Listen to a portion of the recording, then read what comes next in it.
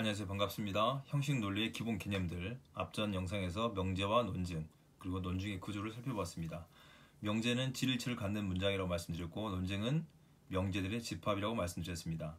논증의 구조와 논증을 이루는 구성 요소는 명제들, 전제와 결론으로 이루어졌다고 말씀드렸습니다.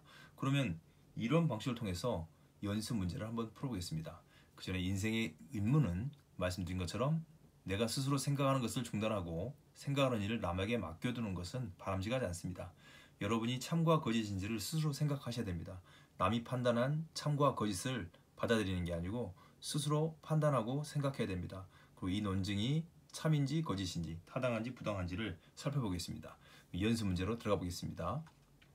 다음 글이 논증을 포함하고 있다면 그 전제와 결론을 찾아보겠습니다. 맞바람이 부는 날 오후에는 꼭 비가 온다. 이게 이렇게 되면 안 되는데요. 밑에 답이 나와버렸네요. 그죠? 이게 파워포인트를 하려고 했는데 잘 안 됐습니다. 어쨌든 맞바람이 부는 날에 오후에는 꼭 비가 온다. 그런 날 산행을 준비하는 사람들은 폭우에 대비해서 비상식량을 준비해야 된다. 전제는 맞바람이 부는 날 오후에는 꼭 비가 온다가 전제고, 전제 하나죠. 그리고 결론은 비상식량을 준비해야 된다. 이제 빨간색으로 표현된 것들은, 이렇게 표시된 것들은 다 결론이라고 하고 말씀을 드리겠고요.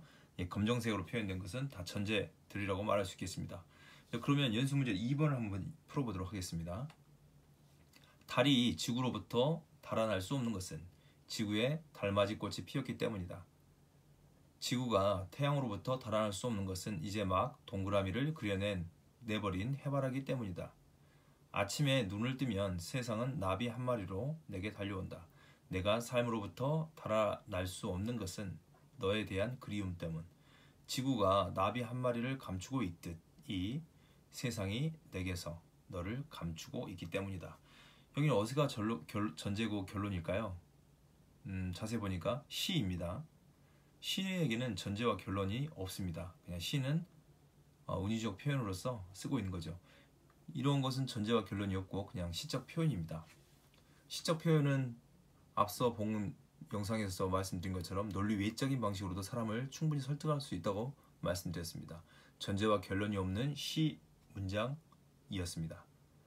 그 다음 연습 문제 세 번째 연습 문제를 풀어보겠습니다. 제외동포 특별법을 통해 제중, 제러 동포들에게 특별 배려를 해야 한다고 생각한다. 그들은 과거 항일 독립투쟁을 위해 간도와 연해주로 떠난 많은 독립지사들의 후예들이다. 그런데 그들은 현재 한국보다 어려운 경제적 상황 때문에 곤란을 겪고 있다. 해외 동포들인데 동물들이라고 표현했습니다. 죄송합니다. 오타입니다. 여기죠. 보이신가요? 동물들이라고 하면 되겠죠. 동포들.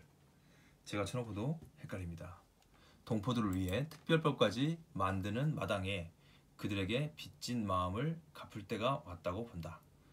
이렇게 되면 어디가 전제이고 어디가 결론이겠습니까? 살펴보겠습니다. 어디가 결론이고 어디가 전제인지 이렇게 됩니다. 결론은 제외동포 특별법, 여기도 바꿔야겠죠. 방금 오타니까 그대로 복사해서 옮겼는데요. 아쉽네요. 제외동포 특별법을 통해 제중, 제러 동포들에게 특별 배려를 해야 한다고 생각한다가 결론입니다. 여기 보시는 것처럼 한 논증의 결론은 하나입니다. 결론이 두 개일 수 있겠죠. 전제들이 이렇게 많지만 결론은 하나입니다. 그 결론이 서두 또 내지는 말미 여기다 쓸 수도 있겠죠. 여기는 이 연습 문제에서는 세 번째 연습 문제에서는 이렇게 첫 번째 앞쪽에다가 결론을 쓰고 이 결론에 대한 전제들을 나열 내지는 기술했습니다. 전제들은 여러 개일 수 있겠지만 결론은 하나입니다. 직접 추론은 한 전제에 직접 추론해서 결론에 이르고 간접 추론은 3단 논증처럼 여러 가지 여기처럼 여러 개의 전제들을 통해서 한 결론에 이릅니다. 반드시 이 마지막 부분에 결론에 이르는 것은 아닙니다. 첫 번째 이룰 수도 있겠고요. 살펴보겠지만 중간에 결론이 나올 수도 있습니다. 그럼 네 번째 문제로 가서 살펴보겠습니다. 그 섬에는 대략 400명의 원주민들이 살고 있다. 선장은 우두머리와 겨우 손발을 이용하는 정도의 의사소통을 할 수 있었지만 적어도 그들에 대해 적대적이지 않았다는 것을 보이는 데에는 성공했다. 띄어쓰기가 안 됐군요. 보이신가요? 그러면 띄어써야겠죠. 원주민들은 선원들에게 간단한 음식과 숙소를 제공했다. 이 어디가 전제이고 어디가 결론일까요? 해보겠습니다. 자, 결론이 없는 서술문입니다. 논증은 결론이 있어야 됩니다. 그러나 그냥 서술, 말씀드린 설명문이라고 말할 수 있겠죠. 그냥 설명했던 문장입니다. 반드시 어떤 문장에 전제와 결론이 있는 것은 아닙니다. 근데 연습을 통해서 찾아내는 겁니다. 시에도 없었고 이제 뭐 논어, 주역 내지는 우리가 봤던 노자 이런 데도 논증적 표현이 아니고 그냥 설득하는 표현들이 있습니다. 연습 문제 5번째 보겠습니다. 4번째 문제에서는 연습 문제에서는 결론이 없는 서술문이었습니다. 5번째 보겠습니다. 귀납은 형이상을 전제로 하고 있다. 다시 말해서 귀납은 그것에 선정하는 어떤 합리론에 의거하고 있다.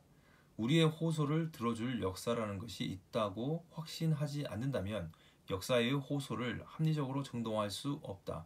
또 마찬가지로 미래에 대한 우리의 추측이겠죠. 죄송합니다. 자꾸 오타를 치고 있습니다. 추측 맞네요. 오타가 아니네요. 추측은 어떤 방식으로 결정된 미래가 존재한다는 알매 그 근거를 두고 있다. 화이트헤드님께서 쓰신 책입니다. 이 과학과 근대 세계 이런 책 안에 있는 내용입니다. 화이트헤드, 머리가 하얀 게 아니고요. 이름이 화이트헤드입니다. 이분이 써놨습니다. 이렇게. 그러면 어디가 전제이고 어디가 결론일까요? 자, 결론은 빨간색으로 칠해놨다고 말씀드렸습니다. 자, 결론은 앞쪽에 있습니다. 귀납은 형이상을 전제하고 있다. 그래서 부연 설명하고 있죠. 다시 말해 귀납은 그것에 선정하는 어떤 확률에 의거하고 있다. 결론을 앞에 서두에 쓰고 또 이거에 대한 부연 설명에 대해 써놨습니다. 귀납은 선이다. 그 다음에 밑에는 다 여기까지는 전제 드리겠죠. 지금 2번째까지 살펴본 것은 결론이 다 앞에 서두에 써져 있습니다. 말미에 써져 있어야 될 것 같은데 그렇게 않게 쓸 수도 있는 거죠. 그 다음 6번째 연습 문제를 살펴보겠습니다. 소수에 의해 억압당하는 것은 나쁜 일이다. 그러나 다수에 의해 억압당하는 것은 더욱 나쁜 일이다. 왜냐하면 대중의 잠재된 힘이란 일단 활동하기 시작하면 소수가 좀처럼 저항할 수 없는 힘이기 때문이다. 전 민중의 절대 의지로부터 호소도 없고 구제도 없고 피난처도 없다. 오직 배신만이 있을 뿐이다. 여기에서 어디가 전제고 결론일까요? 자, 빨간색입니다. 이 보조 문장은 소수에 의해 억압당하는 것은 나쁜 일이다라고 보조해놓고 결론을 써놨습니다. 다수에 의해 억압당하는 것은 더욱 나쁜 일이다 라고 해놓고 전제어들을 이렇게 이거 움직이면 안 되죠. 긴장했나 봅니다. 전제어들을 해놨습니다. 전제의 지시와 같으면 왜냐하면 등등등등 해놨었죠. 이렇게 해서 전제와 결론으로 이루어진 논증이죠. 7번 보겠습니다. 연습 문제 7번째입니다. 당신은 호랑이 사육사를 보신 일이 있을 테지요. 그가 짐승을 산채로 호랑이에게 주지 않는 것은 삼짐승을 죽이고자 하는 호랑이의 사나운 기운 때문입니다. 또한 먹이를 통째로 주지 않는 것은 먹이를 찢어 발기려고 할 것이기 때문입니다. 호랑이가 배고플 시기와 배부를 시기를 맞추어 그의 사나운 기운을 달래야 합니다.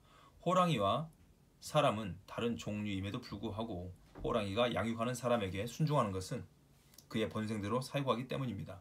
따라서 사육사가 호랑이에게 물려 죽는 것은 그의 본성대로 양육하지 않은 탓입니다. 여기에서는 어디가 결론이겠습니까? 네, 따라서라고 되어 있는 거 보니까 결론 지시가 있습니다. 그러니까 따라서 사육사가 호랑이에게 물려 죽는 것은 그의 본성대로 양육하지 않는 탓입니다 라고 결론을 냈습니다. 이렇게 여러 전제들을 놔두고요. 결론에 이르는 거죠. 연습 문제 8번을 보겠습니다. 금성과 수성은 태양 주위를 돌고 있음에 틀림없다. 왜냐하면 금성과 수성 그것들이 태양에서 멀리 달하지 않으며 언제는 태양 저편에서 관찰되고 언제는 이쪽 편에서 관찰되기 때문이다. 갈릴레오 갈릴레이의 두 대화편에 나와 있는 이야기입니다.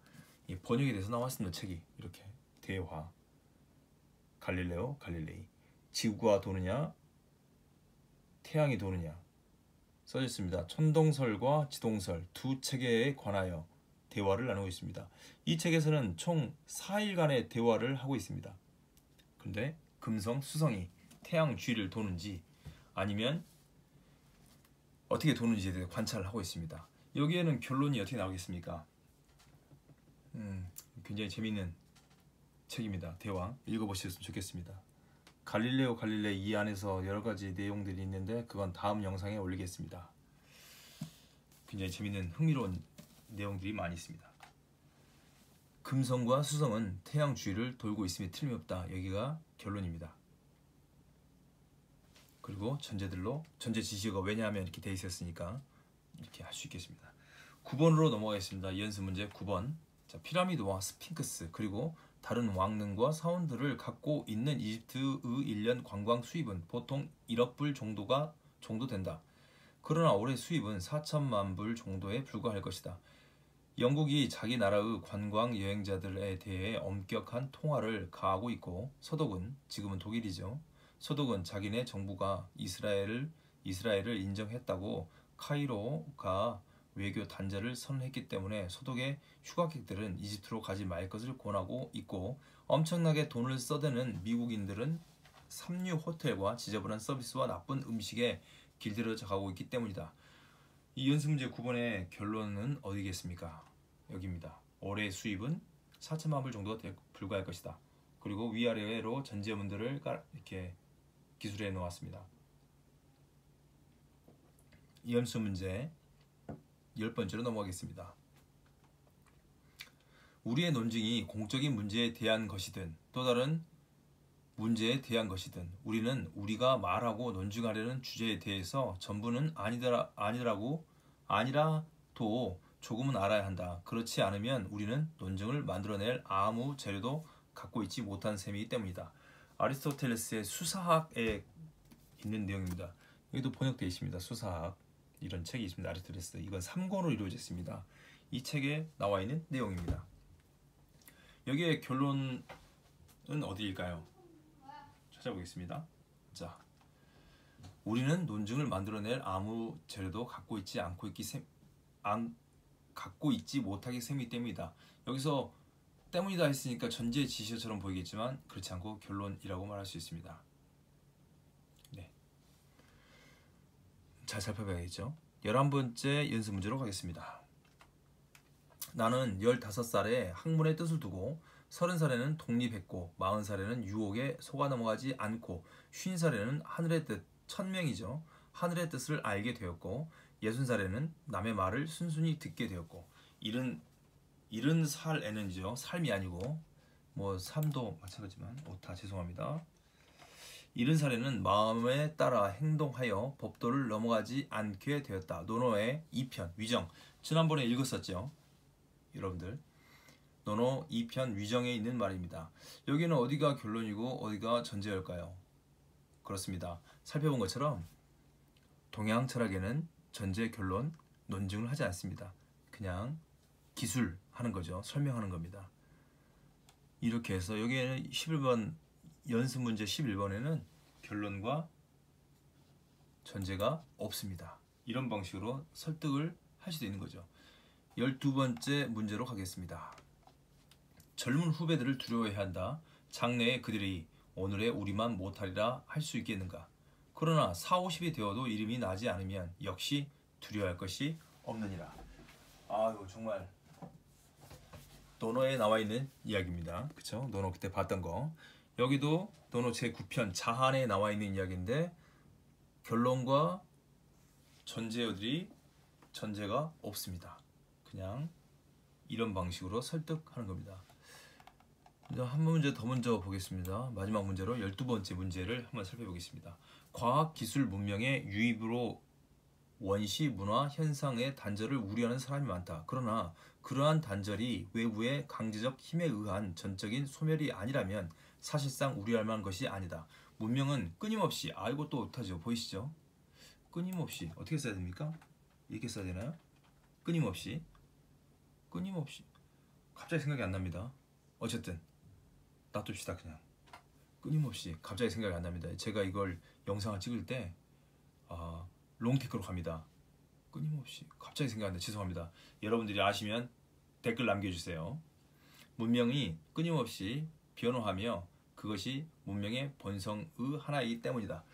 뭐 어떻게 결론과 전제 지시가 있겠습니까?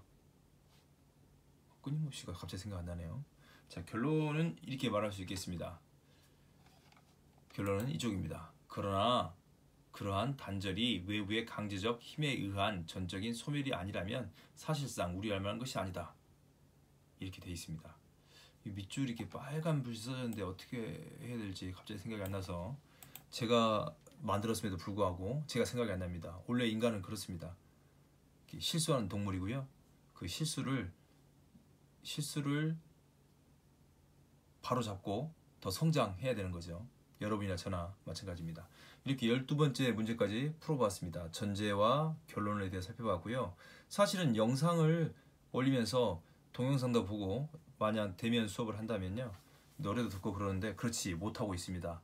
굉장히 딱딱한데요. 제가 이렇게 Still on my way 도끼의 노래를 굉장히 좋아합니다. 오직 열정과 패기. 이게 첫 가사입니다. 어제와 오늘도 여전히 처음인 것처럼. 이렇게 되는 가사입니다. 제가 불러드릴 수는 없고요. 원래 영상을 틀면 좋은데 여기서 틀면 어떻게 되냐면요. 저작권 위반입니다. 위반이어서 저작권 때문에 영상을 다 내려야 됩니다. 틀 수가 없습니다. 불러드릴 수도 없고 제가. 어쨌든 이 가사를 어떻게 전달해야 될지 여러분들이 각자 유튜브로 도끼의 Still on my way 한번 들어보셨으면 좋겠습니다. 굉장히 저는 좋은 가사라고 생각됩니다. 여기 보면 네가 배신한 꿈 피하고 비켜갈 때 난 처음부터 등 뒤에서 혼자 지켜왔다고 말합니다. 누가 더 행복하고요 잘 사는지를 보라고 합니다. 굉장히 가사가 굉장히 좋습니다. 여기 또 있습니다. 난 죽기 전에 망할 일이 없지. 난 계속해서 꿈을 이뤄가는 중인데 주변 사람들은 꿈을 잃어가는 중이네. 라임 좋습니다. 나이를 먹었다는 핑계로 또 현실을 핑계로 풀이 꺾인 채로 죽지 못한 채로 지내듯이 언제든 힙합은 이렇게 되어 있습니다. 이렇게 해서 저희는 형식 논리의 기본 개념들, 명제와 논증, 그리고 논증의 구조, 연습 문제까지 살펴보았습니다. 이렇게 하면 이번 주는 되겠습니다. 그 다음 영상에서 또 뵙겠습니다. 시청하느라고 고생하셨습니다. 수고하셨습니다. 감사합니다.